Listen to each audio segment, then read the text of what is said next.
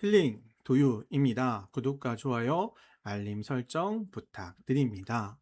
오늘 10분만 강의는 사주 내가 가진 4개 열쇠 중 40페이지 10천간 강의를 해보도록 하겠습니다. 자, 10천간은 우리가 흔히 얘기하는 갑을, 병정, 무기, 경신, 임계입니다. 이 갑을, 병정, 무기, 경신, 임계라는 것은 이제 정신적인 또는 순수한 기운이다라고 얘기를 합니다. 그리고 이 갑을병정 무기경신 임계가 오행을 음양으로 나눈 것이다 라고 생각하시면 돼요. 그래서 양은 오행의 대표, 음은 그것보다는 좀 적게 영향 끼치는 것. 그러니까 양은 표현하는 것, 음은 감춰져 있는 것, 뭐 이렇게도 얘기할 수 있는 거거든요. 그래서 오행을 음양으로 나눈 것이고, 그 음양으로 나눈 것이 각각 어떤 의미를 가지고 있느냐라고 보시면 됩니다. 그러니까 오행의 양은 그 오행을 대표하는 기운이다. 갑, 을, 병, 정, 무, 기, 경, 신, 임, 개입니다. 제가 자주 그런 얘기를 하는데, 한자 많이 알 필요는 없다. 27자만 알면 된다라고 해요. 그 27자 중에 10자입니다. 그러니까 갑을병정 무기경신 임계를 모른다면 이거는 말이 안 돼요. 더군다나 이거를 한글로 갑을병정 무기경신 임계를 쓰시는 분이 계시는데, 그러면 절대로 안 됩니다. 왜 그러냐면 이 갑을병정 무기경신 임계가 가지고 있는 한자의 뜻이 중요하기 때문에 이걸 한글로 써서는 절대로 안 돼요. 제가 웬만한 거는 뭐 한글로 써도 다 된다라고 얘기하지만 갑을병정 무기경신 임계 자축인묘 진사오미 신유술의 목화토금수, 얘네는 절대로 한자로 아셔야 됩니다. 그게 간편하게 쓴다고 해서 그게 의미가 있는 거는 절대로 아닙니다. 자, 그러면 갑부터 볼 텐데요. 갑은 이게 밭전자를 뚫고 들어갔다라고도 얘기를 하고요. 어떤 투구를 썼다 이렇게도 얘기는 하는데, 큰 나무를 뜻하는 겁니다. 그래서 밭에 뿌리 내린 큰 나무 이렇게 생각하시면 될 것 같아요. 그러니까 목의 대표는 나무죠. 그렇게 큰 나무를 의미하는 것이 바로 갑목이다. 그러니까 갑이면서 목이니까 갑목이다 이렇게 얘기합니다. 자, 그러면 목의 대표는 갑목이라면 목의 음적인 거는 을목입니다. 그러니까 큰 나무의 새싹이라는 의미도 갖고 있고요. 또는 풀이라는 의미도 가지고 있습니다. 나무의 새싹 풀이라는 게 을목이다라고. 화의 대표는 병화입니다. 한자 자체가 태양이 지구를 내려비치다라는 모양의 한자예요. 그러다 보니까 자기를 표현하는 사람, 주장하는 사람, 뭐 이렇게 얘기하기도 하는데요. 그게 병화. 그래서 화의 대표는 자기를 표현하는 것, 그 다음에 영향 끼치는 것이다라고 보는 거예요. 자, 정화를 좀 많이들 오해하시는데요. 그러니까 병화가 대표니까 정화는 대표적이지 않은 것 이렇게 얘기를 해서 뭐 촛불이라고도 얘기하고 달이라고도 얘기하고 그러는데 다 말이 안 돼요. 그럼 정화는 뭐냐면 한자 그대로 봐야 돼요. 땅 속을 파고들다라는 개념이에요. 그러니까 태양이 지구를 내려비쳐서 땅이 따뜻해진다라는 개념이 바로 정화입니다. 그러니까 정화는 땅이 따뜻한 거니까 온기 이렇게 얘기할 수는 있어요. 그래서 지열이라고 쓴 게 바로 그겁니다. 온기, 따뜻함 이런 것이 바로 정화입니다. 자, 그러면 토 중에 토를 대표하는 건 무토예요. 이게 뭐냐면 지평성 위라는 개념이거든요. 그러니까 땅 위다라고 보시면 돼요. 그러니까 토에서 보여지는 부분들, 그걸 무토라고 얘기를 합니다. 그러면 기토는 뭐겠어요? 땅 아래. 이게 이제 개미굴 모양이라고도 얘기하거든요. 그러니까 땅을 파고드는 모양, 그래서 땅 속이라는 의미를 가지고 있는 게 바로 기토입니다. 금부터 많은 분들이 좀 오해를 하시는데, 금은요, 쇠금이긴 하지만 십천간으로 보면요, 경금과 신금이라고 해서 열매와 씨앗입니다. 그러니까 쇠라고 해석하시면 안 돼요. 이 경금 자체가 나무에 매달려 있는 열매가 깨지는, 그러니까 벌어지는 그 모양을 본뜬 거거든요.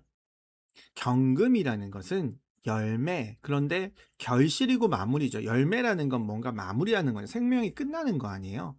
그래서 이제 뭔가 차갑다 이렇게도 얘기를 하지만 열매라는 의미를 갖고 있어요. 그러면 신금은 뭐냐면 그 안에 있는 씨앗이라는 의미입니다. 열매와 씨앗이다라고 보면 돼요. 그래서 금의 대표는 열매인 겁니다. 쇠의 대표가 열매일 수는 없잖아요. 네, 그렇죠? 그래서 금이라는 의미를 쇠금자를 쓴다고 해서 쇠라고 보면 안 된다. 수는요, 임수와 개수로 나누는데 임수는 뭐냐면요, 땅에 물이 가득 차다라는 개념입니다. 땅에 물이 가득 차? 그럼 뭐지? 호수, 바다 이렇게 얘기하는데 정확히 얘기하자면 겨울에 땅이 얼어 있는 상태를 얘기하는 게 바로 임수입니다. 지하수라고도 얘기를 하고요. 그다음에 땅에 물이 가득 차 있는 상태라고도 얘기를 합니다. 근데 우리가 이제 흔히 호수나 바다로 더 얘기하기는 하죠.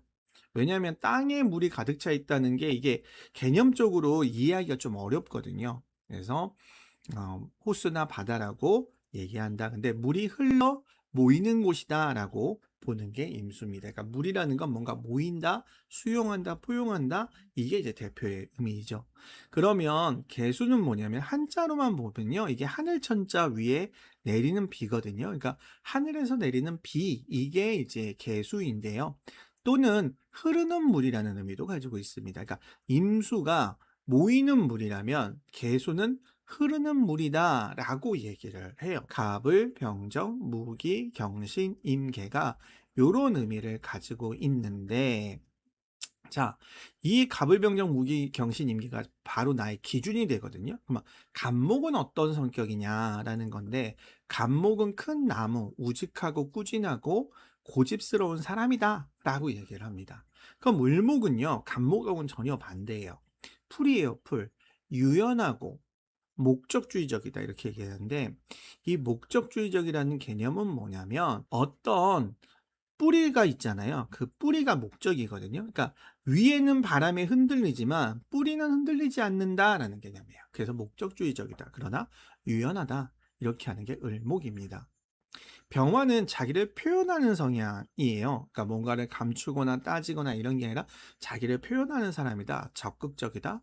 활달하다. 활발하다. 정화는 땅이 따뜻해지는 온기니까 공감 잘해주고 온화한 사람이고 좀 꾸준한 사람이다 라고 하는 게 정화입니다.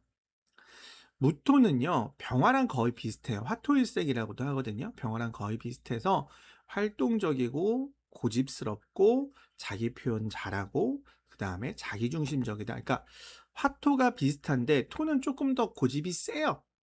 그런 게 이제 차이입니다. 그럼 기토는 정화랑 비슷해요. 땅 속이거든요. 그래서 고집이 있고 그 다음에 자기중심이 명확하고 그러다 보니까 다른 사람의 얘기를 다 듣되 쫓아갈 생각은 없는 사람이 기토다. 경금은요, 아까도 했지만 열매 씨앗이라는 개념 자체가 가을이거든요. 그래서 뭔가 끝나는 거예요. 그러니까 명확하다. 그리고 경금은 열매가 맺힌 거니까 보이잖아요. 그래서 표현을 쉽게 한다. 나 이런 데는 어때? 나 이런 데는 어때? 이게 이제 경금이다. 그럼 신금은 뭐냐면 열매의 씨앗이에요. 잘 안 보이겠죠? 자기 표현을 쉽게 하지 않는다. 명확하고 고집스러운 건 똑같은데 자기 표현을 쉽게 하지 않는다. 그게 신금입니다. 임수라는 거는 뭐냐면요, 호수고 바다니까 이게 수용하고 포용한다. 그리고 합리적이다. 그러니까 다른 사람의 얘기를 수용하고 포용하되 따라가는 것이 아니라 그걸 다 따져서 이렇게는 이렇게, 이렇게는 이렇게 뭔가 합리적이고 포용적인 부분을 가지고 있다. 개수도 비슷해요. 임수와 개수는 실제적으로 거의 구분이 안 되는 성향이거든요. 그래서 개수도 합리적이고 수용적인데 개수는 물이 흘러가는 느낌이 있으니까 이렇게 가다가 막히면 돌아도 가고 이런 느낌이 좀 있어요. 그래서 훨씬 더 유연하다. 요렇게 표현할 수 있는 게 바로 개수입니다. 그래서 갑을병정 무기경신 임계가 각각 이런 의미를 가지고 있다라고 보시면 될 것 같아요. 자, 그러면서 십천간의 합이 있습니다. 자, 육합이라는 것은 전에 한번 말했는데 1부터 5까지를 생수, 6부터 10까지를 성수 이렇게 합니다. 그러니까 처음부터 얻어진 숫자와 그로 인해 파생된 숫자 이렇게 얘기하는데요.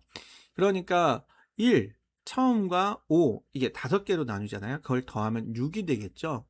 그렇기 때문에 여섯 번째는 무조건 합이다라는 거예요. 그러니까 갑부터 6개는 기토예요. 그래서 갑기합토. 을부터 6개는 병금이에요. 을경합금. 병부터 6개는 신금, 병신합수. 정부터 6개는 임수, 정임합목. 무토부터 6개는 계수, 무게합파. 이렇게 됩니다. 그래서 무조건 6개는 합이다. 천간의 합은 6개가 합이다. 이렇게 해서 육합이라고도 얘기를 하는데요. 자, 여기서 중요한 거는 갑기합토가 되는 거는 중정지압이라고 하는데 이게 무슨 얘기냐면 토의 성향을 갖는다. 그럼 토의 성향은 뭐예요? 중정지압, 중정이다. 중심이 된다. 이런 개념이에요. 그래서 제가 사주를 볼 때 토는 중심이 있는 사람, 어디론가 치우치지 않는 사람 이렇게 얘기하는데 이게 여기서 나온 말이에요. 갑기합토는 중정지압. 그러니까 토는 중정이다. 중심을 잡는다. 이런 거예요. 그럼 을경합금은 금이잖아요. 인이지압. 그러니까 의리가 있다. 이렇게 보는 거예요. 그 다음에 병신합수는 수는 위험지압이라고 하는데 위험이라는 거는 뭐냐면 판사나 이런 것처럼 또는 무엇인가 합리적으로 판단해서 뭔가를 얘기하면 위험이 생기겠죠. 아, 저 사람 말은 맞는 거야. 그게 위험지압입니다. 그러니까 수는 위험이 있다. 그래서 판사 이렇게 얘기합니다. 정임합목은 인수지압이라고 얘기를 합니다. 그래서 뭔가가 이제 새롭게 시작하는 그런 합이다 라고 얘기를 하는 거예요. 무게합파는 땅에 물이 깃들면 강성해진다라는 개념인데, 그러니까 땅이 말라 있으면 비가 오면 그로 인해서 뭔가가 강해진다 이런 거예요. 그래서 무게합파 화는 무정지압이라고 얘기하는데, 그러니까 화는 어떤 색깔이 없어요. 화는 어떤 색깔이 없습니다. 그래서 무정지압 이렇게 얘기를 하기도 합니다. 그래서 이 5개의 합은 각각 이런 뜻을 가지고 있다. 자, 그러면 충도 있는데요. 6개가 합이라면 7개가 살입니다. 그래서 갑경충, 의신충, 병임충, 정계충 이렇게 되는 거예요. 그런데 7개의 충을 보면 금금목, 수국화를 따라갑니다. 그런데 7개만 합이고 7개가 아닌 거는 되려 합이 되는 경우도 있어요. 그래서 금금목, 수국화를 따르는데 토는 충이 없습니다. 토는 충이 없어요. 그래서 금금목, 수국화를 따르는데 이게 7번째가 충이다라고 얘기하는 거고요. 토가 충이 있다고 보시는 분들도 계시기는 하거든요. 계시기는 한데 그러면 이게 중정이 안 돼요. 토는 중정이잖아요. 그러니까 중심을 잡아주는 거고 그럼 중심을 잡는다는 건 살이 없다는 개념이거든요.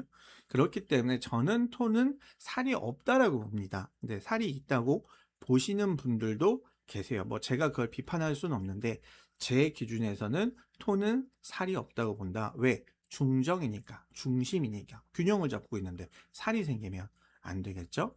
그래서 오늘의 10분 강의는 십천간에 대해서 이야기를 해 보았습니다. 감사합니다.